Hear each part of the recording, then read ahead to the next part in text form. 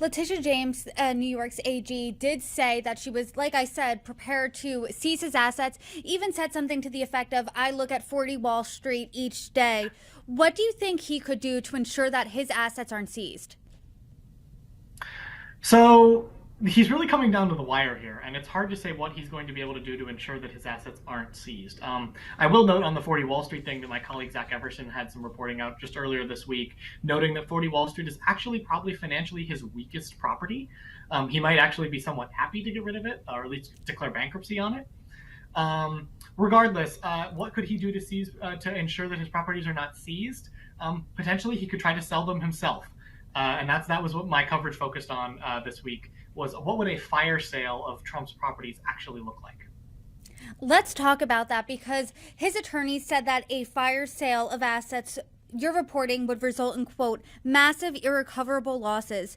What would a fire sale look like, and what is that?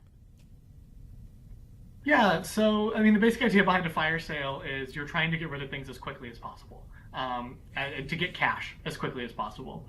And his attorneys refer to this as irrecoverable losses because if he were to sell something at a fire sale rate, typically what you're doing is you're trading speed for money. So you're getting speed in terms of selling the property very quickly, but you might be losing.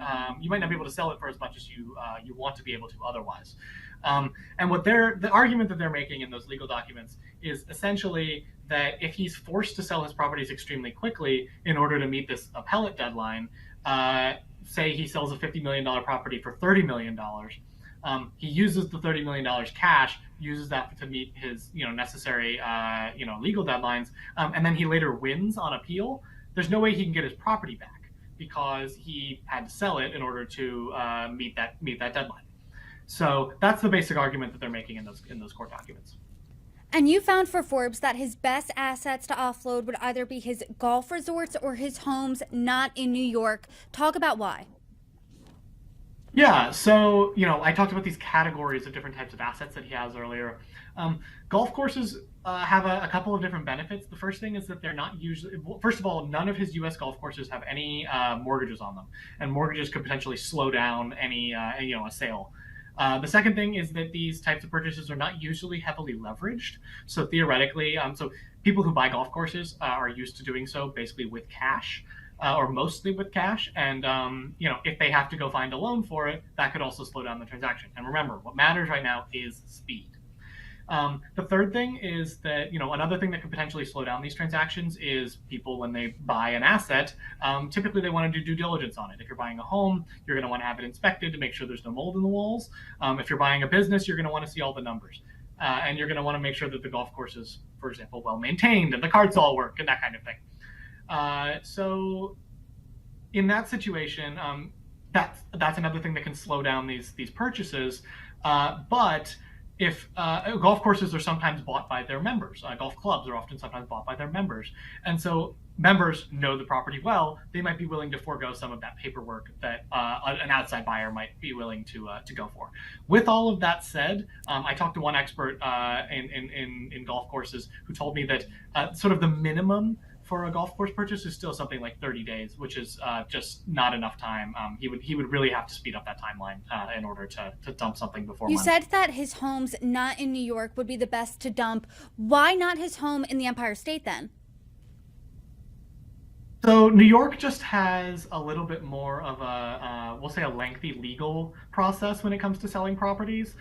You could still turn around a sale in New York, but it's likely going to take, even a super fast sale is probably going to take weeks instead of days. There are more legal barriers involved. There's also not a standard contract that is used in New York for property sales. Each one has to be drawn up individually, whereas in a lot of other states you have sort of standard sale contracts that are able to quickly be reproduced and replicated. So that is something that would take more time in the state of New York. He also has some commercial properties, including office spaces. Can you talk to us a little bit about the difficulties he would have selling those? Absolutely. The commercial properties are really, really difficult for him to unload, especially those office properties. The office market is just horrendous right now. I had one source tell me that lenders are running for the hills when it comes to office properties. They just do not want to touch these. So already we're looking at things that maybe had he sold them 10 years ago would be worth X amount, and they're worth 30 or 40% below that. And that's at a fair market rate. That's not even counting the fire sale rate, right? Because we're going to be talking about discounting things in order to exchange that for speed. And then the other issue with office spaces is that they are much more complex properties. I mentioned that people want to see the paperwork. These types of transactions, especially in kind of complex ones, tend to take months, if not years.